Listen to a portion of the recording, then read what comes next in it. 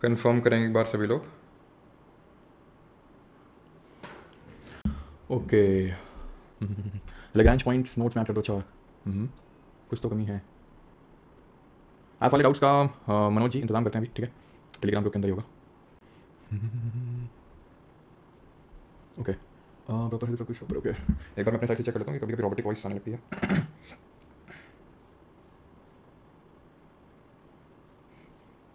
Okay कभी कभी robotic voice. चलिए तो शुरू करते हैं। एंड आज हम लोग करने वाले हैं रॉक एंड मिनरल्स, ठीक है। काफ़ी ज़्यादा इंपॉर्टेंट चैप्टर, इंपॉर्टेंट सभी है इस बार। अगर आपने देखा हो सीरियस है तो क्वेश्चन आए इस टॉपिक से भी, है ना। अभी शुरुआती 10 मिनट में हम देखेंगे जो आपका मिनरल टॉपिक है, इससे क्वेश्चन बनाया आपका, ठीक है। इस बार का जो सीरियस एग्जाम हुआ इसमें ये काफ़ी इंपॉर्टेंट टॉपिक है। वैसे जैसे मतलब सारी टॉपिक्स इंपॉर्टेंट है और हर एक चैप्टर में एटलीस्ट एक से दो क्वेश्चन आपको देखने को ही मिलेंगे, चाहे सीरियस एग्जाम हो या फिर सीएफएफ एग्जाम हो, ठीक है। तो स्टार्ट करते हैं बिना किसी देरी के साथ। तो पहला फैक्ट तो यहीं पे सीधा लिखा हुआ है, about 98% of the total crust of the earth is composed of 8 element like oxygen, silicon, aluminium, iron, calcium, sodium, potassium, magnesium. यानी जो भी हमारी पूरी भूप्रकृति है, क्रस्ट है। क्रस्ट आपको समझ में आती है बात क्या है। और हमने चैप्टर नंबर 4 बाईपास किया है, आपको पता, मैंने कल बोला था कि चैप्टर 5 से स्टार्ट 5 करेंगे, 3 के बाद 5 चौथा नहीं करेंगे, चौथा कल करेंगे, ठीक है। और उसका रीजन भी मैं आपको बताया था। तो कल हम लोगों ने देखा था 3 लेयर होती है हमारी क्रस्ट मैंटल कोर, है ना। क्रस्ट मैंटल कोर रिकॉल करो, क्रस्ट 1%, ठीक है, 84%, 15% बाई वॉल्यूम, बाई मास बात करेंगे तो ये परसेंटेज रहेगा 68 और 31%। सियाल, सीमा और नीफे, ये सारी चीजें हम लोगों ने कल के लेक्चर में पढ़ी थी। तो क्रस्ट क्या है? क्रस्ट है outer most layer of the earth surface, ठीक है, सबसे आउटर मोस्ट लेयर है। अब वो ये बोल रहा है कि वो जो हमारी आउटर मोस्ट लेयर है उसका 98% बस इन 8 मिनरल से बना हुआ है। जैसे कि हम अभी पिछले 2 लेक्चर में देखे हैं, खासकर पिछले लेक्चर में देखे हैं कि किस तरह से सीधा स्टेटमेंट उठता है एनसीईआरटी लाइन से, जिसमें कोई दोहराए वाली बात नहीं कि इस बार आपके सीधे से सीएफएफ एग्जाम में डायरेक्टली लाइन पर पूछने लग देगा। ये तो 98% वाले को अगर गलत करना हो तो गड़बड़ कर देगा, 90% 88% कुछ कर देगा, या 8 की जगह 4 5 6 7 कुछ भी कर सकता है, आप भूल जाएंगे। तो याद रखना 98 और 8, ठीक। और ये कौन से मिनरल्स हैं? तो ये मिनरल्स तो लिखा था, लेकिन भाई वेट यहाँ पर आपको ऑर्डर पता होना चाहिए कि ऑक्सीजन कितना 46.6% है, सिलिकॉन 27.7%, एल्यूमिनियम 8. डायरेक्ट आपको परसेंटेज भी पता होना चाहिए इस केस में। तो एसएससी में तो डायरेक्ट पूछ लिया था, सीजीएल में 2023 का जो हुआ था उसमें सीधा पूछा था कि भाई परसेंटेज में मैचिंग में लगा दो। तो ये आपको पता होना चाहिए भाई वेट कितना क्या परसेंटेज है। याद कैसे रखेंगे ऑर्डर? परसेंटेज तो बात की बात है, पहले तो तुमको ऑर्डर ही पता होना चाहिए ना कि क्या ऑर्डर है। तो ऐसे याद कर लो, ओ सियाल, जैसे तुम किसी अपने दोस्त को बुला रहे हो जिसका नाम सियाल है, तो ओ सियाल, ठीक है। और ये आपका आयरन होता है एफी, कैल्शियम सी, सोडियम Na और पोटेशियम के। तो इस तरह से याद करने को सकते हो कि ओ सियाल फेंका ना की, ओ सियाल फेंका ना की। तो इसे क्या ना कि आपका पूरा ऑर्डर याद हो जाएगा। एटलीस्ट अगर आप ऑर्डर लगाने को आएगा, क्योंकि जिस तरह से क्वेश्चन एसएससी एग्जाम की बात करूं तो 2023 बना, तो उसमें अगर आपको पूछा तो परसेंटेज मैचिंग, लेकिन अगर आपको परसेंटेज नहीं भी पता था तो भी आप उसको कर सकते थे कि सबसे ज्यादा वाला परसेंटेज ऑक्सीजन का होगा, सेकंड लार्ज आपका, सेकंड जो लार्जेस्ट परसेंटेज सिलिकॉन का होगा, थर्ड वाला एल्यूमिनियम का होगा, एंड सो ऑन।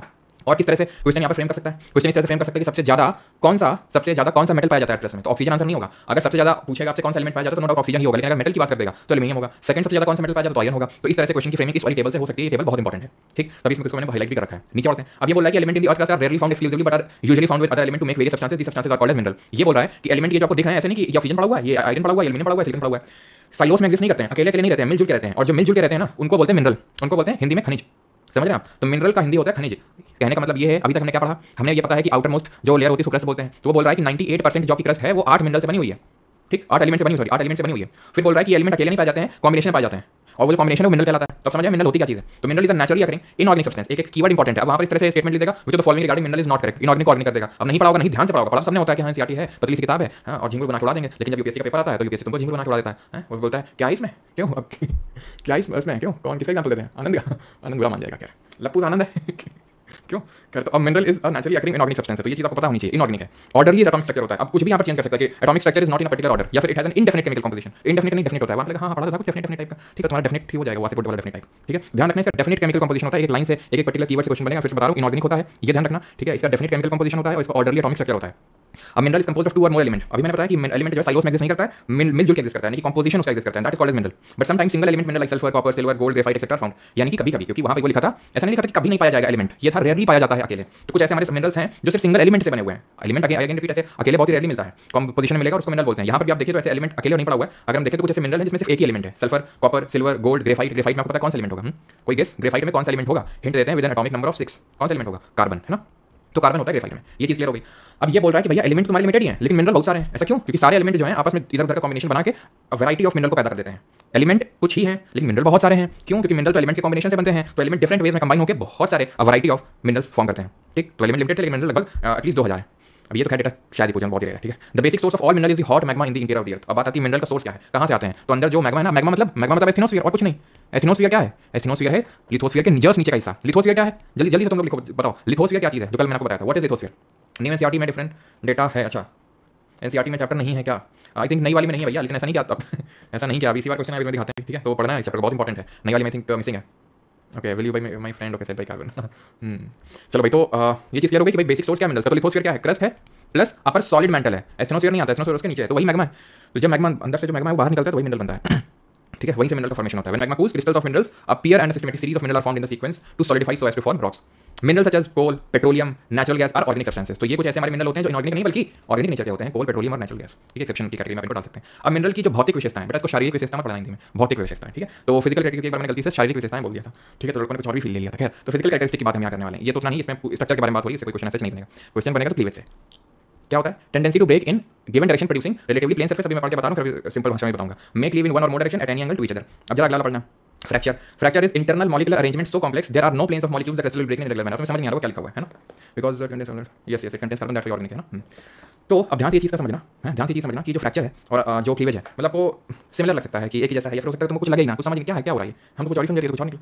तो एक्चुअली में है क्या ना, ये जो दोनों चीज़ें हैं, चाहे वो क्लीवेज की बात हो रही हो, चाहे फ्रैक्चर की बात हो रही हो, दोनों में सिमिलरिटी ये है कि दोनों ब्रेक इन रॉक की बात हो रही है। ध्यान समझना, जो बोल रहा हूँ ब्रेक इन रॉक, रॉक टूट रही है। अगर रॉक टूट रही है अलॉन्ग अ स्मूथ सरफेस, ऐसी सरफेस जो बड़ी चिकनी है, जो चमकदार है, लाइट डालोगे तो रिफ्लेक्ट करेगी क्लीवेज। और अगर वो एक अनइवन सरफेस है, कैसी सरफेस है, अनइवन सरफेस, डेटा मैच नहीं हो रहा, ये जो डेटा है ना, यही आपको याद करना है। ठीक है, यही डेटा सही है। तो अनइवन सरफेस के अराउंड अगर ब्रेक हो रहा है तो उसको फ्रैक्चर, और अगर स्मूथ सरफेस के अराउंड ब्रेक हो रहा है तो क्लीवेज। क्लियर है कि समझ? जैसे कि आपने देखा होगा, आपने कभी कभी देखे होंगे रॉक्स है ना, चट्टान बड़ी शाइनी फिनिश होती है, तो अगर वहां उसका अगर ब्रेक होता है दैट इज क्लीवेज। और अगर अनइवन सरफेस के अराउंड जहां पे कोई खुदरी टाइप का फ्रैक्चर होता है, ठीक है, क्लियर की चीज। ठीक है, there are no planes of molecule the crystal will break in irregular manner. तो इरेगुलर सरफेस में इरेगुलर मैनर से ब्रेकिंग होती है। लेट्स का मतलब पता है आपको, शाइनिंग होती है, सच कोई क्वेश्चन नहीं बनेगा। कलर की बात कर रहे हैं यहाँ पे, तो some minerals have characteristic determined by their molecular structure, malachite, azurite, chalcopyrite etcetera. Some minerals coloured by impurities, structure में इंप्योरिटीज होती है, जिससे इनको कलर मिलता है। For example, because of impurities quartz में भी white, green, red, yellow etcetera. जो क्वार्ट्ज होता है, जो कि एक मिनरल है, ध्यान रखना, क्वार्ट्जाइट अलग चीज होती है, क्वार्ट्ज अलग होता है, क्वार्ट्ज मिनरल होता है, क्वार्ट्जाइट रॉक होता है। अंतर क्या होता है अभी देखेंगे। तो क्वार्ट्ज जो होता है वो व्हाइट भी हो सकता है, ग्रीन भी हो सकता है, रेड भी हो सकता है, येलो भी हो सकता है। वो डिपेंड करता है कि उसमें इंप्योरिटी कौन सी है। स्ट्रीक क्या होता है, colour of the ground powder of any mineral, mineral के पाउडर का कलर। मैलाचाइट मतलब ये बोल रहा है कि मिनरल का पाउडर करोगे तो या तो वही कलर निकल के आएगा जो उसका ओरिजिनल कलर है, या हो सकता है कलर बदल भी जाए। उदाहरण के तौर पे मैलाचाइट ग्रीन होता है, malachite is an ore of copper.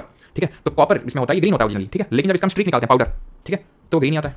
Fluorite की अगर बात करें, फ्लोराइट की, तो वो पर्पल या ग्रीन होता है, लेकिन जब स्ट्रीक देता है तो व्हाइट देता है। तो यानी कि वो स्ट्रीक जो है वो सेम कलर की भी आ सकती है और डिफरेंट कलर की भी आ सकती है। सीधा स्टेटमेंट बनेगा आपका, ये पता होना चाहिए आपको। ठीक है, क्लियर है? मैंने तो ट्रिक बना ली क्लीवेज स्ट्रक्चर की। अच्छा तो यहाँ पर अगर बात करें ट्रांसपेरेंसी, तो लाइट अगर पास कर जाए तो ट्रांसपेरेंट, और लाइट ना पास करे, ठीक है, लाइट अगर पास कर जाए तो ट्रांसपेरेंट या ट्रांसल्यूसेंट, और अगर ना पास करे तो ओपेक। ठीक है, transparent light rays pass through so that object can be seen plainly, plain एकदम देखा जा सकता है। ट्रांसल्यूसेंट में भी लाइट पास होती है लेकिन वो डिफ्यूज हो जाती है लाइट, जिसकी वजह से ऑब्जेक्ट नहीं दिखता है। Opaque light will not pass at all, light pass नहीं करेगी और ऑब्जेक्ट जो है वो विजिबल होगा क्लियरली। स्ट्रक्चर में ऐसा कोई क्वेश्चन नहीं बनेगा। हार्डनेस पे आता है, यहाँ से मुझे ऐसा लगता है कि सवाल बनेगा बहुत बढ़िया। वो क्या करेगा, वो यहाँ पर इस तरह से लिख देगा और ऑर्डर में लगाने को बोल देगा आपको। यहाँ पे ये बोल रहा है कि जो मिनरल्स हैं 10 मिनरल लिखे हुए हैं, इंक्रीजिंग ऑर्डर ऑफ हार्डनेस में लिखे हुए हैं, 1 से लेकर 10 तक। ठीक है, selected to measure the degree of hardness. They are talc, talc आपने देखा होगा, जो पाउडर होता है ना, जो पाउडर के एडवर्टाइज भी आते थे, जो पाउडर लगाते थे ना जब छोटे थे आप, तो याद है आपको, आपकी मम्मी मुंह में पाउडर लगा के गर्मियों में भेजा करती थी, याद है कुछ पॉन्ड्स वाला, या फिर अगर थोड़ा तुम थोड़ा ज़्यादा अमीर हो गए तो एक्स वाला हो जाता था, तो उसमें लिखा रहता था टाल्क है ना, इस तरह से एडवर्टाइज जितना आपको याद हो। तो टाल्क जो होता है बड़ा अब सॉफ्ट होता है। ठीक है, ये पाउडर वगैरह में यूज़ किया जाता है। जिप्सम थोड़ा हार्ड होता है, कैल्साइट और हार्ड होता है, फ्लोराइट और हार्ड, और डायमंड तो कतई हार्ड है, कतई डायमंड जैसा कोई हार्डिश नहीं है। तो डायमंड सबसे हार्ड है, टाल्क सबसे नरम है। आपको ऑर्डर भी थोड़ा सा पता होना चाहिए, gypsum, calcite, fluorite, apatite, feldspar, quartz, topaz है ना, टोपास और कोरंडम। तो ये सब ऑर्डर पता होना चाहिए, लगाने को आ सकता है। स्पेसिफिक ग्रेविटी की डेफिनेशन पूछ सकता है मेरे हिसाब से कि क्या होता है, तो रेशियो होता है between the weight of given object and the weight of an equal volume of water. ठीक है, तो बस थोड़ा सा इसकी डेफिनेशन ध्यान में रखना। बाकी तो अब ऐसे हम चीज़ पे आ रहे हैं जिसमें कि डेटा भर भर के है, मतलब हर एक लाइन जो मैंने हाईलाइट कर रखी है यहाँ पे, इसे एक स्टेटमेंट उठा है, उठेगा। ठीक है, पास्ट में भी उठा है, प्रेजेंट में भी उठा है, इस बार के सीरियस, और फ्यूचर में भी उठेगा। अभी दिखाते हैं कहाँ से स्टेटमेंट बनेगा, कहाँ से स्टेटमेंट बना है। ठीक है, जो मैंने हाईलाइट कर रखा है, जो कि मैं आपको प्राइवेट टेलीग्राम के ऊपर आपके अपलोड हो जाता है एनसीईआरटी, फर्जी में ऐसा हाईलाइट नहीं करता हूँ, जो बहुत इंपॉर्टेंट चीजें होती हैं। तो यहाँ पर जो मैंने हाईलाइट कर रखा है एक लाइन, उसको डालना जो आपको मिलती पीडीएफ। ठीक है, तो silicon and oxygen are common element in all type of fields. पर सीधा सवाल उठेगा, मैं बार-बार ये नहीं बोलूंगा सीधा सवाल उठेगा, सीधा सवाल उठेगा, उठेगा मतलब उठेगा। सिलिकॉन और ऑक्सीजन होते हैं, ये सबसे कॉमन टाइप के आपके एलिमेंट होते हैं फेल्डस्पार में। आधी जो क्रस्ट बनी हुई है वो फेल्डस्पार से बनी हुई है, क्या समझे? आधी फेल्डस्पार, आधी क्रस्ट फेल्डस्पार से बनी हुई है। ठीक, और सारे टाइप्स के जो फेल्डस्पार हैं उनमें 2 एलिमेंट कॉमन है, सिलिकॉन और ऑक्सीजन। याद रहेगा, आधी क्रस्ट 50% क्रस्ट फेल्डस्पार की बनी है, और फेल्डस्पार में सिलिकॉन और ऑक्सीजन होगा ही होगा। ये फैक्ट 2 याद रखने हैं। कलर भी ध्यान रखना इसका, light cream to salmon pink colour, थोड़ा सा पिंकिश कलर होता है। ठीक, और इसको यूज कहाँ करते हैं ये भी पूछ सकता है आपसे, तो यूज इसका सेरेमिक्स और ग्लास मेकिंग में। क्वार्ट्ज पे आ जाते हैं। Quartz is one of the most important component of sand and granite. सीधा सवाल उठेगा कि सैंड और ग्रेनाइट में सबसे इंपॉर्टेंट कंपोनेंट क्या है? Quartz. It consist of silica, इसमें भी सिलिका होता है, हार्ड मिनरल होता है, पानी में घुलता नहीं है। याद रखेंगे, क्वार्ट्ज आपने देखा होगा, घड़ी आती है क्वार्ट्ज की, वैसे याद करो। वाटर मतलब क्या, मतलब याद कर लो कि भाई वाटर रेजिस्टेंट घड़ी है, वो पानी में मतलब डालोगे तो खराब नहीं होगी, बिकॉज वो इनसॉल्युबल होता है क्वार्ट्ज। इस तरह से कुछ रिलेशन बिठा के याद करो, क्वार्ट्ज घड़ी आती है ना, वो वाटर में मतलब खराब नहीं होती पानी में, बिकॉज वो इनसॉल्युबल होता है क्वार्ट्ज। ठीक है, व्हाइट या फिर कलरलेस होता है, और इसको रेडियो और रडार में यूज किया जाता है। कहाँ पर? रेडियो, और it is use in radio and radar. Pyroxene, pyroxene forms 10%, सीधा 10%, डेटा पता होना चाहिए। पायरोक्सिन 10% है अर्थ क्रस्ट में, फेल्डस्पार आधा जो क्रस्ट है वो फेल्डस्पार से बना है, 10% पायरोक्सिन है। कॉमनली फाउंड इन मेटियोराइट, मेटियोराइट बताया था मैंने पिछली क्लास में। ठीक है, तो मेटियोराइट्स जो होते हैं उनमें पायरोक्सिन पाया जाता है, ग्रीन या ब्लैक कलर का होता है। एम्फीबॉयल 7% होता है, एम्फीबॉयल कितना होता है? 7%, ग्रीन या ब्लैक कलर का होता है। एस्बेस्टॉस इंडस्ट्रीज में यूज किया जाता है। Hornblende is another form of amphibole. अब हॉर्न ब्लेंड क्या होता है? तो एक तरह का आयनोसिलिकेट होता है, जो हॉर्न ब्लेंड होता है इज अ फॉर्म ऑफ आयनोसिलिकेट। ठीक है। आयरन और सिलिकेट जो सीरीज ऑफ मिनरल होते हैं वो आप उसमें आपको जो है हॉर्नब्लेंड देखने को मिलेगा। माइका की अगर बात करेंगे तो it comprises potassium, aluminium, magnesium, iron, silicon की बहुत सारे एलिमेंट से माइका बना हुआ है। 4% याद रखिएगा, 7% एम्फीबियल है, पाइरोक्सिन आपका 10% है, याद रहना चाहिए डेटा। इसको इलेक्ट्रिकल इंस्ट्रूमेंट में यूज करते हैं। इलेक्ट्रिकल इंस्ट्रूमेंट में क्यों यूज करते हैं? इसलिए यूज करते हैं क्योंकि ये बैड कंडक्टर ऑफ इलेक्ट्रिसिटी होता है, इसलिए ठीक है, इसलिए इसका इस्तेमाल होता है इलेक्ट्रिकल इंस्ट्रूमेंट बनाने में। ऑलिवाइन की अगर बात करेंगे तो इसको ज्वेलरी में यूज करते हैं।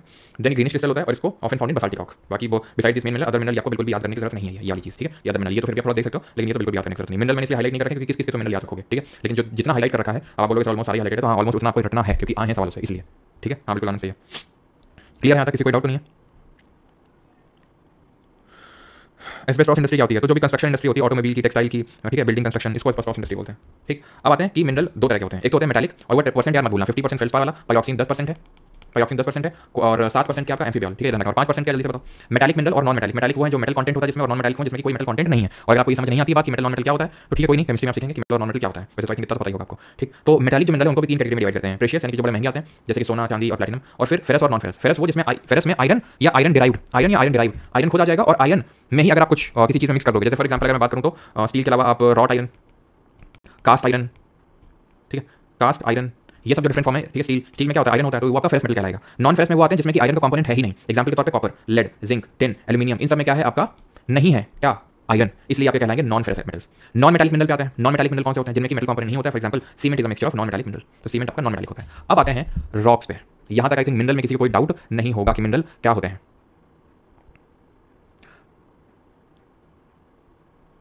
यहाँ तक किसी को डाउट? सर प्राइवेट रोल थोड़ी लगा, वो तो एलॉय हो गया ना, क्या चीज़ भाई? एलॉय वाला मतलब यहाँ पे फेरस मेटल का मतलब ये है कि जिसमें आयरन है, ठीक है, वो एलॉय मत देखो आप, बिल्कुल स्टील इज एन एलॉय। चलिए भाई, तो आगे बढ़ते हैं। सर अभी बैच परचेज कर सकते हैं? हाँ जी, आप कर सकते हैं। Think almost seats almost full होने ही वाली है, जितना कि मुझे पता है, जितना कि मुझे इनपुट मिला, लेकिन अभी तो क्या ओपन है। खैर आते हैं रॉक्स पे। तो rocks, the earth crust is composed of rock. Rock is an aggregate of one or more mineral. Mineral क्या था? Aggregate of one or more element. Rock क्या है? Aggregate of one or more mineral. समझ आ रही बात? Mineral था aggregate of one or more element और rock है aggregate of one or more mineral, ठीक है। गबरू इज अ ब्लैक, मतलब कलर की बात हो रही है कि इनके अलग अलग कलर्स होते हैं। गबरू का ब्लैक कलर होता है, ठीक है। जो गबरू लोग होते हैं उनको ब्लैक काफी सूट करता है, तो इस तरह से याद कर सकते हो। गबरू लोग एकदम टच में रहते हैं तो ब्लैक पहनते हैं। क्वार्ट्ज़ाइट कैन बी मिल्की वाइट, क्योंकि डायरेक्ट क्वेश्चन बन सकता है, इसलिए मैंने हाईलाइट कर रखा है। क्वार्ट्ज़ाइट आपका मिल्की वाइट है, ठीक है। रॉक्स डू नॉट, ठीक है। अब यहाँ पर देखो अभी क्वार्ट्ज़ाइट है सर, क्वार्ट्ज़ अलग चीज़ है, quartz is a mineral. Quartz आप देखो, क्वार्ट्ज़ मिनरल है, क्वार्ट्ज़ आपका मिनरल है, लेकिन वही क्वार्ट्ज़ाइट आपकी रॉक है जो मिल्की वाइट कलर की है। Feldspar and quartz are the most common mineral found in rock. तो फेल्डस्पार और क्वार्ट्ज़ सबसे कॉमन मिनरल होते हैं जो चट्टान में आपको देखने को मिलेंगे। पेट्रोलॉजी क्या होती है? साइंस ऑफ रॉक, यानी कि जो रॉक की स्टडी कहलाती है, यानी कि चट्टानों का अध्ययन, उसको पेट्रोलॉजी बोलते हैं। सीधा क्वेश्चन बनेगा। Now there are many different kinds of rock which are grouped under 3 families on the basis of their formation. कि किस तरह का उनका फॉर्मेशन हुआ उसके बेसिस पे 3 फैमिली ऑफ रॉक्स निकल के आती हैं, इग्नियस, ठीक है, सेडिमेंट्री और मेटामॉर्फिक। Igneous, sedimentary, metamorphic. सबसे पहले वाली उठाते हैं इग्नियस। ये मैग्मा के सॉलिडिफिकेशन से बनी। अब सीधा भागेंगे पिछले चैप्टर में। सर क्या हो गया आपको एकदम से? कुछ नहीं बेटा, हमने बोला कि इग्नियस जो है वो सॉलिडिफिकेशन ऑफ मैग्मा अलावा से बनती है, तो उसके लिए हमें पिछले लेक्चर में जाना पड़ेगा। पिछले लेक्चर में क्यों जा रहे हैं? क्योंकि हमने पिछले लेक्चर में कुछ छोड़ा था और वो जो छोड़ा था वो वोल्केनिज्म था, तो एकदम से वोल्केनिज्म का स्टार्ट कर रहे हैं। अभी रॉक पढ़ा रहे थे, उसका कारण है, अभी वो कारण आपको समझ में आ जाएगा, ठीक। तो हमने अभी जो देखा वो मिनरल देखा, हम रॉक में बस एंटर किए हैं। अब क्योंकि रॉक का जो फॉर्मेशन है वो मैग्मा से ही शुरू होता है और मैग्मा जब निकलता है वोल्केनो, उसको वोल्केनिज्म बोलते हैं। तो इसलिए हम पहले वोल्केनो और उसके लैंडफॉर्म पढ़ने पड़ेंगे, तब आएंगे रॉक में, ठीक, ध्यान समझना। तो ये हम देख चुके हैं, ठीक है, सारी चीजें। Volcano is a place where gas, ash, ठीक है, यानी कि गैस भी निकलती है, राख भी निकलती है, मॉल्टेन रॉक मटेरियल, जिसको कि हम पाइरोक्लास्टिक डेब्री बोलते हैं। ये जो मॉल्टेन रॉक मटेरियल है इसी को पाइरोक्लास्टिक मटेरियल बोलते हैं। पाइरोक्लास्टिक मटेरियल या pyroclastic debris escape to the ground. और इसको भी हाईलाइट कर लेना कि इससे भी डायरेक्ट सीधा क्वेश्चन बना है कि क्या क्या निकलता है वोल्केनो से, तो ये चीज आपको बतानी चाहिए, ठीक है। Now the layer below the solid crust is mental, it has high density than that of crust. उन्होंने देखा था कि क्रस्ट 3 ग्राम पर सेंटीमीटर क्यूब है, तो वही मेंटल की 3.4 है। और कोर की जगह बता दो कितनी थी? Mental contains a weaker zone, और उसमें वीकर जोन क्या बोलते हैं? एस्टेनोस्फीयर, ये देख चुके हैं, ठीक है। द मटेरियल, और यही क्या होता है? सोर्स होता है मैग्मा लावा का। The material that reaches the ground includes lava flows, pyroclastic debris, volcanic bomb, ash and dust. वही सेम लाइन लिखी, नाइट्रोजन कंपाउंड, सल्फर कंपाउंड। अब तो मैं इसी से दिखाऊंगा, सीधा सवाल उठा है बिना एक भी वर्ड चेंज किए हुए। उसने पूछा कि वोल्केनो से क्या क्या निकलता है। ऑप्शन में था पाइरोक्लास्टिक डेब्री 1, दूसरा था वोल्केनिक बॉम्ब्स, तीसरा था ऐश एंड डस्ट। तो दिखा दूं मेरे को, एक सेकंड रुको, अभी आपको दिखाई देते हैं सवाल। देखो ये है सवाल। Consider the following, how many of the above product of volcanic eruption. क्या निकलता है? Pyroclastic debris, ash and dust, nitrogen compound, sulphur compound. क्या निकलेगा? बताओ आंसर क्या होगा? What will be the answer? जल्दी से बताओ आंसर, तुम बताओ जल्दी से क्या होगा। तो यहाँ पर तुम देख लो कि जो चारों चीजें हैं, चारों की चारों यहाँ से क्या कर रही हैं? कहाँ गया? चारों की चारों यहाँ से निकल रही हैं। पाइरोक्लास्टिक डेब्री भी है, ऐश भी है, सल्फर कंपाउंड भी है, नाइट्रोजन कंपाउंड भी है। अब आ जाओ वोल्केनो में। Volcano are classified on the basis of nature of eruption and form developed as the surface major type of volcano. तो हम यहाँ पर टाइप्स ऑफ वोल्केनो देख रहे हैं। वोल्केनो तो अलग अलग टाइप के हो सकते हैं और उनका बेसिस ऑफ क्लासिफिकेशन क्या है उस बेसिस पे। जैसे कि अगर मैं बोलूं कि वोल्केनो, उस वोल्केनो से उसमें इरप्शन कितनी फ्रीक्वेंटली हो रहा है उसके बेसिस पे मैं डिवाइड करता हूं एक्टिव, डॉर्मेंट और एक्सटिंक्ट, 3 कैटेगरी में। देन उससे किस तरह का वोल्केनो निकल रहा है, फ्लूइड निकल रहा है, विस्कस गाढ़ा निकल रहा है, उस बेसिस पे भी मैं इनको क्लासिफाई कर देता हूं। तो वो बेसिस ऑफ क्लासिफिकेशन हम यहाँ पे देखने वाले हैं, ठीक। तो पहला शील्ड, तो बोल रहा है कि बसाल्ट फ्लो को छोड़ दो तो शील्ड वोल्केनो सबसे लार्जेस्ट है पूरे वोल्केनो ऑन द अर्थ। अब the largest of all the volcano, सबसे बड़ा जो एरिया कवर करते हैं वो शील्ड ही है। अगर तुम बसाल्ट वाले को छोड़ दो बस, तो अब तुम खुद सोचो ये एरिया ज्यादा कवर कर रहे होंगे तो इनका जो लावा होगा, मुझे बताओ, गाढ़ा होगा या पतला होगा, विस्कस होगा या फ्लूइड होगा? कॉमन सेंस की बात है, कॉमन सेंस की बात है कि अगर फ्लूइड नेचर का होगा, पतला होगा, तो ज्यादा फैलेगा, ज्यादा एरिया कवर करेगा, तभी तो ज्यादा बड़ा होगा, तभी तो सबसे ज्यादा एरिया कवर करेगा। एग्जांपल हवाई वोल्केनो। हवाई वोल्केनो का मतलब यहाँ पर है वोल्केनो, हवाई is a territory of USA in the Pacific ocean, आपको पता है। तो ये भी हम कल के लेक्चर में देखेंगे कि वोल्केनो क्यों सर्टेन एरियाज में ही ज्यादा बनते हैं, वो कल हम पढ़ेंगे। तो इसमें यहाँ पे जैसे मौना लोआ, ठीक है, माउना लोआ हो गया, माउना किया हो गया, ये सब जो है आपके कहाँ पर पड़ते हैं, ये हवाई में पड़ते हैं। ठीक है, तो ये शील्ड वोल्केनो है, आप देख सकते हैं शील्ड वोल्केनो। यहाँ पर जो लावा होता है वो गाढ़ा नहीं होता, फ्लूइड नेचर का होता है। अब तुम खुद सोचो, लिखा बारिंग दी बसाल्ट फ्लोज, बसाल्ट को छोड़ दो तो शील्ड सबसे बड़ा है, तो मतलब बसाल्ट इससे बड़ा वाला होगा, यानी इससे भी ज़्यादा फ्लूइड होगा। बिल्कुल सही पकड़े हो, देख लो यहाँ पर flood basalt province, outpour highly fluid lava, बहुत ही ज़्यादा यहाँ पर फ्लूइड निकलता है। ठीक है, जो कि बहुत लॉन्ग डिस्टेंस को कवर करता है, 1000 स्क्वायर किलोमीटर कवर करता है। इंडिया में जो डेक्कन ट्रैप्स है ना, डेक्कन ट्रैप का मतलब क्या है, जिन लोगों को थोड़ा बहुत पता है तो समझ लो, नहीं तो हम आगे तो पढ़ेंगे। ये आपका डेक्कन प्लेट्यू, ठीक है, आपको पता है पेनिनसुला प्लेट्यू में प्रायद्वीपीय पठार, और पेनिनसुला प्लेट्यू के सदर्न पार्ट है जो ट्रायंगुलर लैंड मास है, उसको हम यहाँ पर बोलते हैं डेक्कन ट्रैप। ठीक है, डेक्कन ट्रैप, तो डेक्कन ट्रैप, तो लोग सर यहाँ पर तो कोई वोल्केनो है नहीं, हम बताएंगे यहाँ पर वोल्केनो नहीं है, फिर भी यहाँ पर डेक्कन ट्रैप क्यों है, यहाँ पर क्यों ब्लैक सॉइल है जो कि वोल्केनिक ओरिजिन की मानी जाती है, वो हम आपको बताएंगे आगे पेनिनसुला प्लेट्यू पढ़ेंगे। लेकिन अभी के लिए ये जो इंडिया के डेक्कन ट्रैप है वो इसी से बने हुए हैं, जैसे कि जो महाराष्ट्र प्लेट्यू है, ठीक है, वो फ्लड बसाल्ट प्रोविंस से ही बना हुआ है। समझ में आती है बात? ठीक, तो हमने दो तरह के वोल्केनो पढ़ लिए, शील्ड और फ्लड बसाल्ट। इनका लावा गाढ़ा नहीं है, कैसा है, बहुत पतला है, बहुत पतला लावा है। ठीक है, और अभी शील्ड की बात कर रहे हैं, these volcano are mostly made of basalt, a type of lava that is very fluid when erupted. तो ये भी चर्चा कर रहे हैं, तो लिखा हुआ है ये बहुत फ्लूइड होता है, लेकिन इंपॉर्टेंट चीज नोट करने वाली ये है कि लावा कैसा है, बसाल्टिक है, बसाल्टिक। बसाल्टिक होगा तो बेसिक होगा, बेसिक होगा तो कम गाढ़ा होगा। समझ आई बात? बसाल्टिक है तो बेसिक होगा, बेसिक होगा तो कम गाढ़ा होगा। गाढ़ा मजा इसमें कम मिलेगा, इसमें ज़्यादा मिलेगा, क्योंकि नमस्ते इंडिया का है, एसिडिक लावा है ये जो है एंटीसिटिक लावा कहलाता है। इसमें सिलिका कंटेंट बहुत ज़्यादा है, मेल्टिंग पॉइंट हाई है, इसलिए बहुत गाढ़ा है। अब क्या यहाँ पर लिखने की जरूरत है कि इसमें लो सिलिका कंटेंट है, इसका लो मेल्टिंग पॉइंट है, इट इज लेस विस्कस। अपने आप बात बनी बनाई है कि हम डिफरेंस देख रहे हैं, ये बसाल्टिक है, एंटीसिटिक नेचर का है, तो सिलिका कंटेंट अगर ज़्यादा है तुम्हारे लावा में, अगर सिलिका कंटेंट ज़्यादा तो गाढ़ा होगा, मेल्टिंग पॉइंट ज़्यादा होगा, और कम सिलिका कंटेंट है, लो सिलिका कंटेंट तो कम गाढ़ा होगा, यानी कि फ्लूइड नेचर का होगा। ठीक, क्लियर यहाँ तक? एसिडिक और बेसिक लावा में डिफरेंस पूछ लेगा तो बता दो कि यहाँ पर लिखा नहीं एनसीईआरटी में, ये अलग से मैंने किया है, तो जहाँ पर एडवांस नीड है वो हमको करवाते रहेंगे, और वो एनसीईआरटी खत्म करने के बाद अगर एक्स्ट्रा लगेगा ये कुछ चीज़ें हैं जो एक्स्ट्रा अलग से पढ़नी, तो भी हम करेंगे उसको। ठीक है, तो ये चीज़ है, समझ आई बात? दे बिकम मिट गया भैया ये तो, they become explosive some water gets into the vent, ये फटने लगते हैं, मतलब बहुत भयंकर विस्फोट करने लगते हैं अगर पानी इनके वेंट में चला जाए। अब वेंट क्या होता है, आ जाओ ऊपर, ये है हमारा लावा। ठीक है, यहाँ से मैग्मा निकल कैसे वॉल बन गई है, तो ये बन गया वोल्केनो। तो मुझे बताओ शील्ड वोल्केनो केस में, शील्ड वोल्केनो केस में ये जो ये वॉल्स हैं, ये जो ढलान है, ये स्टीप होगी या फिर स्टीप नहीं होगी? कमेंट में लिखो जल्दी से। बहुत ग्रेडियंट होगा, बहुत ज़्यादा स्लोप होगा या कम स्लोप होगा? कमेंट में बता जल्दी से, जल्दी से बताओ। तो वेंट क्या होता है? वेंट होती है opening eight the top of a volcano, ये है आपको दिखा है, तो it is a opening eight the top of the volcano, ये ओपनिंग है। तो फिर क्रेटर क्या है? क्रेटर है is an area, it is an area that surrounds the went, that surrounds the went, जो वेंट को ढक के रखा हुआ है। तो अगर पानी चला जाएगा इस वेंट में तो विस्फोट हो जाएगा। किसमें? शील्ड वोल्केनो के केस में। ग्रेडियंट लो होगा, स्लोप कम होगी, स्टीप वॉल्स नहीं बनेगी, क्योंकि लावा जो है, क्योंकि उतना फ्लूइड नहीं, अगर बहुत ज़्यादा फ्लूइड है तो बह जाएगा, तो उतनी ज़्यादा स्टीप वॉल नहीं बनेगी इस केस में। समझ आ गई बात? खत्म हो गया।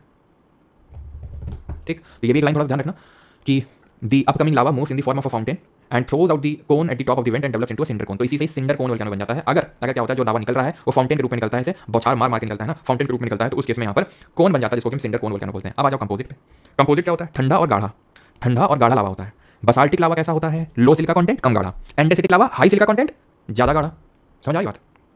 समझ आई आपको बात? तो ये बसाल्टिक है, बसाल्टिक वाला ज़्यादा गाढ़ा होता है, और जो जिसमें सिलिका कंटेंट ज़्यादा होता है, एसिडिक वाला, एंडेसिटिक वो कम गाढ़ा होता है। तो along with lava large quantities of, ये तो हम देख चुके हैं, pyroclastic material, ashes, nitrogen compound, sulphur compound देख चुके हैं, वो इंपॉर्टेंट नहीं है। बस ध्यान रखना दिस मटेरियल जो निकलता है, क्योंकि पाइरोप्लास्टिक मटेरियल निकलता है। पाइरोप्लास्टिक मटेरियल क्या होता है? अभी मैं बताया था कि जो चट्टान के, रॉक के फ्रैगमेंट होते हैं, अवशेष होते हैं, छोटे-छोटे बड़े-बड़े टुकड़े होते हैं, तो जब वो निकलेंगे तो इस क्रेटर में चिपक जाएंगे या फिर वो वेंट में इकट्ठा हो जाएंगे, और लेयर बाय लेयर, परत बाय परत वो क्या बन जाएंगे? कंपोजिट बन जाएंगे। कंपोजिट नेचर के, तो उनको कंपोजिट वोल्केनो बोलते हैं। याद कैसे रख लोगे? कंपोजिट का मतलब बहुत सारी चीज़ों से मिलकर बना। जब कोई चीज़ बहुत सारी चीज़ों से मिलकर बनती है तो गाढ़ी हो जाती है, अपने आप हो जाती है। जैसे दूध है, अब दूध में तुम कोलेजन पाउडर डाल लो, बॉर्नविटा डाल लो, चीनी मिक्स कर लो, ये डाल दो, वो डाल दो, नट्स डाल दो, तो क्या धीरे-धीरे गाढ़ापन बढ़ने लगेगी? नहीं, तो तुमने उसको कंपोजिट बना दिया। इस तरह से इसको याद रखेंगे। ठीक, ये चीज़ याद हो गई। कैल्डेरा बस आखिरी बार बचा है। कैल्डेरा क्या है? These are the most explosive of the earth volcano. सबसे ज़्यादा अगर विस्फोटक है तो कैल्डेरा है। हर सबकी कोई प्रॉपर्टी है। शील्ड वाले और बसाल्ट वाले बहुत गाढ़े हैं, कंपोजिट सॉरी बहुत कम गाढ़े हैं, बहुत फ्लूइड नेचर के। कंपोजिट वाला बहुत सबसे ज़्यादा गाढ़ा है। कैल्डेरा सबसे ज़्यादा एक्सप्लोसिव नेचर का है। ठीक है, they tend to collapse on themselves rather than building any tall structure, यानी खुद में ही कोलैप्स कर जाते हैं रादर देन कि बड़े-बड़े स्ट्रक्चर बने। जिससे पहले बड़ा स्ट्रक्चर बने वो कोलैप्स कर जाते हैं, ढह जाते हैं। क्यों ढह जाते हैं? Why they collapse? पहली बात तो जो कोलैप्स डिप्रेशन बनता है, जो गड्ढा बनता है कोलैप्स होने के, उसको कैल्डेरा बोलते हैं। इसीलिए इस तरह का जो वोल्केनो होता है उसको कैल्डेरा का नाम दिया जाता है। ये एक्सप्लोसिवनेस इंडिकेट करता है कि इनका जो मैग्मा चैम्बर है वो कहीं अंदर डीप नहीं है, शैलो है, यानी कि क्लोज विसिनिटी है, ऊपर ही है। तभी हल्का सा विस्फोट होता है, ढह जाते हैं, और ढह के कैल्डेरा बना देते हैं। एक्सप्लोड क्यों होते हैं? क्योंकि मैग्मा चैम्बर जहाँ से इनका मैग्मा निकल रहा है, ये मैग्मा चैम्बर, तो ये पास में ही होता है, तो जैसे ही थोड़ा इधर उधर हुआ ये कोलैप्स कर जाता है कैल्डेरा। तो कैल्डेरा में क्या चीज़ याद करनी है? एक्सप्लोसिव नेचर का होता है। और डिप्रेशन को क्या बोलते हैं? कैल्डेरा ही बोलते हैं। याद रहेगा, खत्म हो गया टाइप वोल्केनो। मिड ओशन की आपको नहीं पढ़ना है, अभी वो पढ़ाएंगे कल वाले लेक्चर में आपको। ठीक, अब वोल्केनिक लैंडफॉर्म में आ जाओ। ये बोल रहा है कि जब लावा निकलता है तो ठंडा होने की वजह से इग्नियस रॉक बन जाती है। अब तुम्हें समझ में आया कि क्यों मैंने यहाँ पर तुम्हें लाया? जब रॉक टॉपिक आया तो मैं सीधा तुमको यहाँ पे लाया। क्यों? क्योंकि इग्नियस रॉक एक्चुअली यहीं से शुरू हो जाता है ना, इसलिए 3 तरह की रॉक है, इग्नियस है, मेटामॉर्फिक है और सेडिमेंट्री है। ये मेटामॉर्फिक और सेडिमेंट्री इग्नियस से ही बनती हैं। ऐसा नहीं कि सेडिमेंट्री मेटामॉर्फिक नहीं बन सकती, मेटामॉर्फिक सेडिमेंट्री नहीं बन सकती है। लेकिन जब तक ये नहीं बनेगी तब तक ये दोनों बनेंगी नहीं, क्योंकि इग्नियस क्या है? प्राइमरी फॉर्म ऑफ रॉक, सबसे पहली प्राथमिक चट्टान है। वो कैसे बनती है? जब मैग्मा अंदर से बाहर निकलता है, जम जाता है और चट्टान बन जाती है। The cooling, the lava that is released during volcanic eruption, cooling develop into igneous rock. The cooling may take place either on the reaching the surface or while on the lava is still on the crystal proportion. बोल रहा है कि ऐसा नहीं कि चट्टान जब तक मैग्मा बाहर नहीं निकलेगा तब तक चट्टान नहीं बनेगी। अगर मान लो बाहर आने का मौका नहीं मिला तो अंदर चट्टान बन जाएगी। अगर अंदर बन गई तो ये प्लूटोनिक, ठीक, इसको बोलेंगे प्लूटोनिक को इंट्रूसिव इग्नियस रॉक, और बाहर निकल आई तो exclusive igneous rock. As simple as that. हम यहाँ पढ़ेंगे इंट्रूसिव लैंडफॉर्म्स। हम क्या पढ़ेंगे? Intrusive landform. अंदर के अंदर किस तरह की संरचनाएं बन जाती हैं उसका अलग अलग नाम होता है। सिल बनता है, डाइक बनता है, लैकोलिथ बनता है, बैथोलिथ बनता है, फैकोलिथ बनता है, लोपोलिथ बनता है, ना जाने क्या क्या बनता है, और वो हमें पढ़ना है अभी। ठीक है, समझ में आ गई आपके पास बात? सर रॉक के पास ला दिया, अंडरटेकर के पास ले चलेंगे बड़ा अभी रुक जाओ, ठीक है अभी लाइट ऑफ होंगी, 10 मिनट का घंटा बजेगा, अभी आता है अंडरटेकर, ठीक है रुक जाओ बस, ठीक है। तो ये चीज़ समझ में आई आपको, कंपोजिट वोल्केनो कैसा वोल्केनो होता है, कंपोजिट गाढ़ा होता है बहुत, ठीक है। और कौन सा वोल्केनो होता है जल्दी से बताओ, जिसके अगर वेंट में पानी की वजह से मुंह पानी तो विस्फोट हो जाता है बहुत जल्दी से। तो अब ये होता क्या ना, जैसे ये मैग्मा चैम्बर है, ध्यान से समझना जो बता रहे हैं हम, ठीक है, तो समझ नहीं आएगा और फिर दिक्कत हो जाएगी। तो ये मैग्मा चैम्बर है जहाँ से मैग्मा निकल रहा है, मैग्मा चैम्बर है जहाँ से मैग्मा निकल रहा है, ऐसे अगर कोई चैम्बर जम जाए वहीं पे batholith. What is batholith? What is batholith? Batholith, large body of magmatic material that cool in the deeper depth of the crystal, develop in the form of large dome, बड़ा गुंबद बन जाता है। They appear on the surface only after denudation process remove the oil-like material। तो ये हमें तब देखने को मिलते हैं जब ये ऊपर का जो पूरा संरचना है, जो पूरा ये सब बना हुआ है, ये हट जाता है। कैसे हटाएगा? कोई फावड़ा वाले से कोई खोदने आएगा? नहीं, डेनुडेशन प्रोसेस होगा। डेनुडेशन प्रोसेस क्या होता है हमने नहीं पढ़ा है, लेकिन अगर समझ सको तो समझ लो क्या कि अगर हवा वगैरह चलेगी, पानी बारिश होगी, तो धीरे धीरे ये खत्म होगा और ये एक्सपोज हो जाएगा, ये एक्सपोज हो जाएगा, सामने दिख जाएगा। समझ लो, उसी को वही लाइन लिखी हुई, वही समझाने की कोशिश कर रहा है कि ये तब अपीयर होते हैं जब डेनुडेशन प्रोसेस की वजह से ओवरलाइन मटेरियल जो ऊपर रखा हुआ है वो हटने लगता है। They cover large areas and at times assume depth that may be several kilometre. These are granitic bodies. Batholith are the cooled portion of the magma chamber. वही मैग्मा चैम्बर जहां से मैग्मा निकल रहा था, अगर ठंडा होकर जम जाए तो बैथोलिथ बना देता है। कीवर्ड क्या याद रखोगे जो आपसे जब सवाल बनेगा ना इस पे, तो ये सब ये पक्का होगा कीवर्ड क्या है वो, लार्ज डोम, ये मत भूलना। और ग्रेनिटिक, दीज आर ग्रेनिटिक बॉडीज, ये मत भूलना कि जो इंट्रूसिव इग्नियस है वो कैसा है, उसमें जो बैथोलिथ है वो ग्रेनिटिक तरह का है। और जब जरा बताओ ग्रेनिटिक रॉक का कौन बना हुआ था, कॉन्टिनेंटल क्रस्ट कि ओशियनिक क्रस्ट? बैथोलिथ समझ में आ गया कि जहां से मैग्मा निकला था वहीं जम गया बैथोलिथ। अब आ गया जाओ, हम तुम्हें पढ़ा मतलब एनसीईआरटी से लाइन नहीं दिखा रहे हैं, पहले तुम्हें समझा रहे तब उस लाइन पे ले जा रहे हैं, नहीं तो पहले समझ नहीं आएगा ऐसे। बैथोलिथ समझ आ गया। लैकोलिथ है उसके बाद लैकोलिथ देख लो। लैकोलिथ में ऐसा लग रहा है पाइप सा है और पाइप से ऊपर गया, पाइप से ऊपर गया और एक छोटा सा अपने आप में एक इंडिपेंडेंट टाइप का मैग्मा चैम्बर बन गया। ये पाइप मत भूलना, कीवर्ड है। लैकोलिथ के बारे में जब भी पूछेगा, पाइप अगर नहीं लिखा तो सही बता रहे यूपीएससी के सामने धरना दे देंगे जाके हम, समझ लो। तो लैकोलिथ अगर पूछेगा तो ये पाइप जरूर पूछेगा, तो पाइप मत भूलना कि it is connected by a conduit pipe like structure through the batholith. देख लो लैकोलिथ पे लेवल बेस होता है, लेवल बेस था and connected by a pipe like conduit from the below. याद रहेगा इस चीज को, ठीक। The Karnataka plate is spotted with domal hills, थोड़ा ध्यान रखना, ग्रेनिटिक टाइप की रॉक होती है। It resemble the surface volcanic dome of composite volcano only these are located deeper depth, can be regarded as the localised source of lava that. तो वही बता रहा हूं ना, लोकलाइज्ड सोर्स है, अपने आप एक इंडिपेंडेंट मैग्मा का सोर्स बन गया वो, ठीक क्लियर है। अब लैपो फैको और सिल, लैपो फैको सिल डाइक, लैपो फैको सिल और डाइक आते हैं, ठीक है। लैपो कहां गया भैया, लैपो फैको सिल डाइक, देखो लैपो फैको कुछ नहीं है यहाँ पे, कुछ नहीं ना, कुछ नहीं है, कोई नहीं, देखते हैं इसको। देखो अगर इस तरह की संरचना बन जाए, लैपो ऐसी थी ना, फ्लैट बेस था। क्लाउड जब पढ़ेंगे तो वहाँ देखा देखेंगे ट्यूमलेस क्लाउड में फ्लैट बेस होता है, तो लैपो में फ्लैट बेस है, ये ऐसा है, मुंह ऊपर की तरफ है, ये होता है लोपो, ठीक लोपो। और अगर इस तरह का एंटी लाइन सिन लाइन बन जाए, यहाँ पे बना नहीं है, ठीक है, सारे इन्होंने दिखा नहीं रखे, लिख तो सारे रखें लेकिन दिखा नहीं रखें। तो अगर इस तरह की संरचना बन जाए, ड्राइंग तो खैर मेरी माशाल्लाह रही है बचपन से ही, लेकिन कभी गमन नहीं किया जाता। तो ये है आपका एंटी लाइन और ये सिन लाइन, उठा हुआ भाग को एंटी लाइन, नीचे गिरे हुए भाग को सिन लाइन बोलते हैं। ये कहलाता है पूरा क्या, फैकोलिथ। फैकोलिथ ऐसा लगा किसी ने फेंक दिया किसी चीज़ को ऐसे मोड़ के, किसी चीज़ को मोड़ के फेंक दिया, इसमें एंटी लाइन सिन लाइन। अगेन जैसे कि मैंने दावा होगा, लैको के बारे में अगर पूछेगा तो वो पाइप जरूर लिखेगा, कंड्यूट पाइप। उसी तरह फैको के बारे में लिखेगा ना, तो दो या तो वेवी होगा, वेवी जैसे वेव नहीं होती, वेव ऐसी तो होती है, वेव लिखेगा 99% चांस है, या एंटी लाइन सिन लाइन मेंशन करेगा और वो एक बचा 1%, ठीक। ये चीज़ करोगे, बाकी भी देखते चलो, ठीक है। बार-बार यहाँ पे वापस नहीं आने वाले हम। सिल जो होती है ऐसे सिल होती है, जैसे आप पता नहीं तुम्हारे गाँव में क्या बोलते हैं, हमारे गाँव में जैसे दादी होती थी, ठीक, दादी क्या करती थी, चटनी पीती थी, उस सिल में। अभी भी होता है, ऐसा नहीं कि तभी होता था, अभी भी, ठीक है। तो सिल होती थी, तो सिल ऐसी सिल होता था, लोढ़ा होता था, लोढ़ा जानते हो, जिससे कि चटनी से बांटी जाती है। तो सिल कैसी होती है, सिल में चटनी बनाते हो तो कैसे उसको एकदम हॉरिजॉन्टल रखते हो, तो सिल होती है हॉरिजॉन्टल होती है। इसी का एकदम वर्टिकल जो स्ट्रक्चर बनता है, वॉल लाइक ऐसा खड़ा जाता है, ये खड़ा टाइप, इसको डाइक बोलते हैं, क्या रहेगा। हॉरिजॉन्टल सिल हो गया, खड़ा वाला डाइक हो गया एकदम। ये देखो ये खड़ा एकदम खड़ा है, गाना भी ना इसका, तो खैर डाइक है, ऑलराइट, खत्म हो गए सारे, ठीक है। और तुम देख लो ये लोपो के बारे में, लैपो कैसा सॉसर शेप का, सॉसर इस तरह से होता है, क्लियर है ये चीज़, क्लियर है। देन यहाँ पर अगर बात कर लो, जो फैको बता रहे थे, फैको क्या है, फैको में वेवी मास तुमको देखने को मिलेगा, वेवी मास, ये एंटी लाइन सिन लाइन, ठीक है। हॉरिजॉन्टल है तो सिल, वर्टिकल है वॉल लाइक तो डाइक। याद हो गया, याद हो गया कि नहीं हो गया, किसी कोई डाउट? ओके, 1000 बच्चे पहुंच चुके हैं हमारी लाइफ, इसी बात पे तालियां हो जाए जरा। अब मेरे लिए नहीं सही तो अपने लिए बचा लो, हैं। और ये सवाल कर दो, ज़्यादा ताली बजाने की जरूरत नहीं है। Which type of volcanic eruptions have caused Deccan trap formation? जो डेक्कन ट्रैप फॉर्मेशन किस वजह से हुई, शील्ड, कंपोजिट, फ्लड या कैल्डेरा? डेक्कन ट्रैप कैसा, डेक्कन ट्रैप है फ्लड बसाल्ट प्रोविंस, बहुत फ्लूइड टाइप का है। अब समझ में आ गया, इग्नियस रॉक समझ में आ गई। अब चलते हैं जहाँ से छोड़ के आए थे, वहीं पे आ जाते हैं। कहाँ पे छोड़े थे, ये तो क्वेश्चन हैं आज के, यहाँ पे छोड़े थे। तो अब ये चीज़ आपको क्लियर हुई सर कि नहीं क्लियर हुई कि इग्नियस, सेडिमेंट्री और मेटामॉर्फिक 3 तरह की रॉक है, जिसमें कि इग्नियस जो है मैग्मा के सॉलिडिफिकेशन से बनती है। मैग्मा अंदर है तो मैग्मा, बाहर निकला है तो लावा। और ये इग्नियस 2 तरह की हो सकती है, intrusive igneous rock which is also called as plutonic rock, वो तब बनती है जब मैग्मा अंदर ही अंदर जम जाए, तो अलग अलग तरह के लैंडफॉर्म बनते हैं, वेवी, फैको, लैपो, लोको, बैथो, सिल, सॉरी ये डाइक, ये सिल, याद है, ठीक है। तो ये सब यहाँ प्लूटोनिक कहलाते हैं, इंट्रूसिव इग्नियस रॉक। और सेडिमेंट्री, अब लेकिन सेडिमेंट्री ऐसे नहीं देखेंगे, ठीक है, पहले इग्नियस को समझ लेते हैं तब सेडिमेंट्री आएंगे। तो इनको प्राइमरी रॉक बोलते हैं, समझ में आया क्यों? क्योंकि जो मेटामॉर्फिक है और जो सेडिमेंट्री है वो बन ही नहीं सकती है जब तक कि ये बनेगी नहीं तब तक, ठीक है। The igneous rock are formed when magma cools and solidifies, कब बनती है, जब मैग्मा निकले और जम जाए। The process of cooling and solidification can happen in the earth crust और on the surface of earth.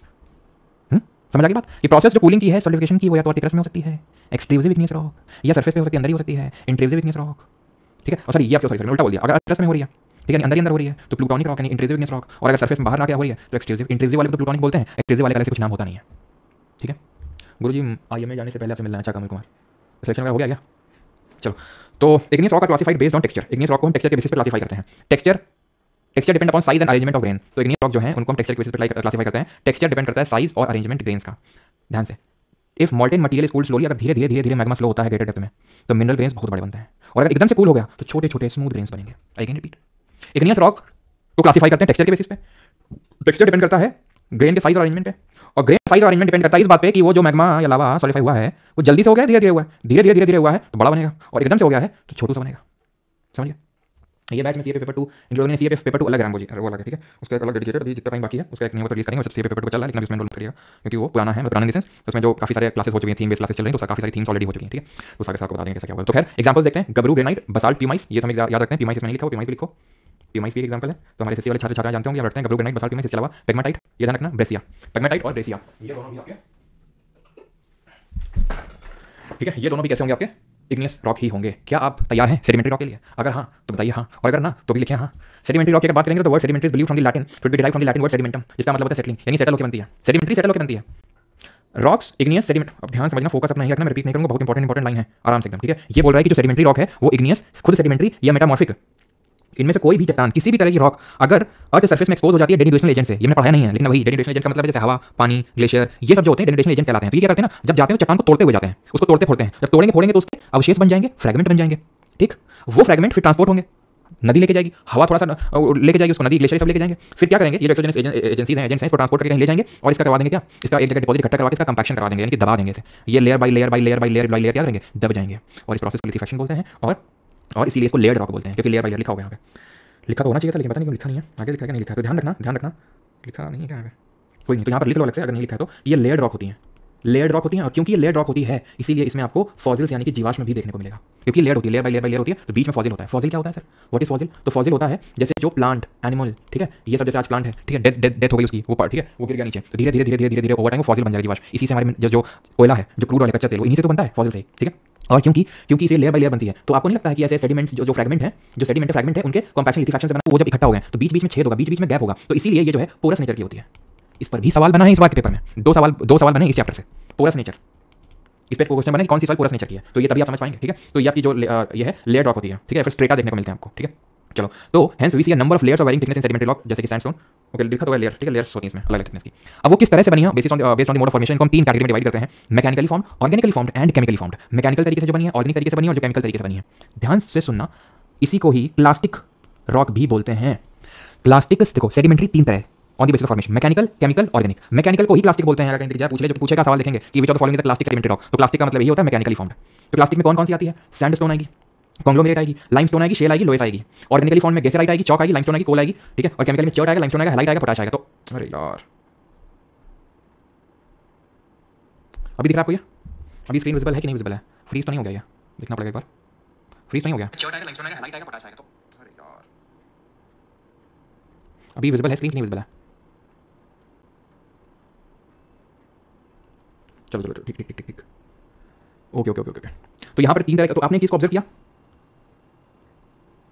Limestone, आपने ये चीज़ ऑब्जर्व करी कि लाइमस्टोन जो है तीनों तरह से बनती है। तीन तरह क्या है, मैकेनिकली भी फॉर्म होती है, ऑर्गेनिकली भी फॉर्म होती है, और केमिकली भी फॉर्म होती है। याद रहेगी इतनी चीज़, मैकेनिकली भी फॉर्म होती है, ऑर्गेनिकली भी फॉर्म होती है, और केमिकली भी, ठीक है, क्लियर यहाँ तक। ये एग्जांपल्स के आपको याद रखने हैं, बिल्कुल आपको एग्जांपल्स याद रखने हैं कि मैकेनिकल कौन सी, ऑर्गेनिक कौन सी है, और केमिकल कौन सी है। लाइमस्टोन तो तीनों में कॉमन है, बाकी के एग्जांपल आपको याद रखने हैं कि मैकेनिकल में या फिर प्लास्टिक में आपके कॉन्ग्लोमेरेट, ऐसे याद रखेंगे कि सी से प्लास्टिक और सी से कॉन्ग्लोमेरेट, ठीक। और ऑर्गेनिक में आपके गेसेराइट आ जाएगा, चॉक आ जाएगा, कोल आ जाएगा। और केमिकली में अगर बात करेंगे तो केमिकली में हैलाइट, पोटाश ये सब आएंगे। अब आएंगे मेटामॉर्फिक, जो कि सबसे इंपॉर्टेंट है। यहाँ तक किसी को डाउट होगा तो पूछेगा, तब तक हम पानी का सेवन कर लें थोड़ा सा। तो आप नहीं विजिबल हैं, अच्छा विजिबल नहीं है क्या?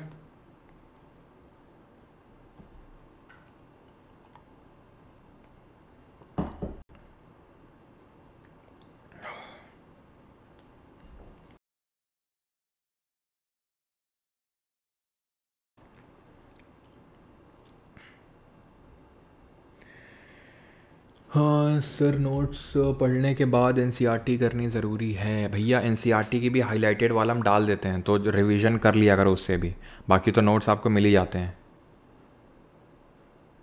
थोड़ा स्पीड अप करिए। अच्छा चलो भाई, तो बस लास्ट ही है हमारा मेटामॉर्फिक रॉक। तो metamorphic rock, the word metamorphic means change of form, तो फॉर्म की चेंज को मेटामॉर्फिक बोलते हैं। ये बनती हैं, these rocks form under the action of pressure, volume and temperature, यानी कि प्रेशर यानी दाब, आयतन, और टेम्परेचर यानी तापमान में जब बदलाव होते हैं तो उन बदलावों को मेटामॉर्फोसिस बोला जाता है, चेंज इन फॉर्म।